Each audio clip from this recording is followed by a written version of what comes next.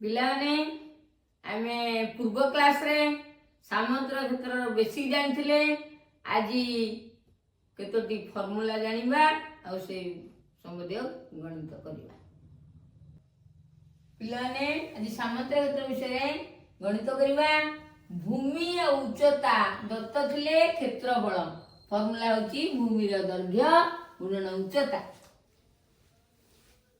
प्रश्न अछि भूमि 8 semi उच्चता 7 semi ले क्षेत्रफल केते।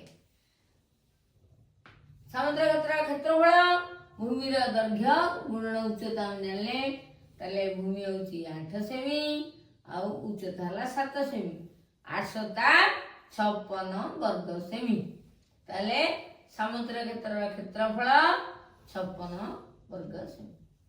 पिलाने क्वेश्चन नंबर 2 भूमिर दैर्घ्य 6 सेमी उच्चता 3 सेमी ले समुद्र क्षेत्र क्षेत्रफल निर्णय करिया।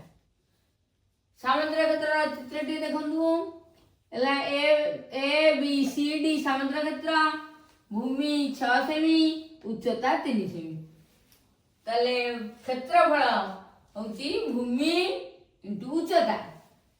भूमिर दैर्घ्य 6 सेमी इंटू उच्चता 3 सेमी इज इक्वल टू 18 वर्ग सेमी तले समुद्र क्षेत्र क्षेत्रफल 18 वर्ग सेमी। पिलाने आज पई एतिकी कमेंट माध्यम रे जणाइले अन्य प्रश्न गुडी समाधान करियो। रहउछि।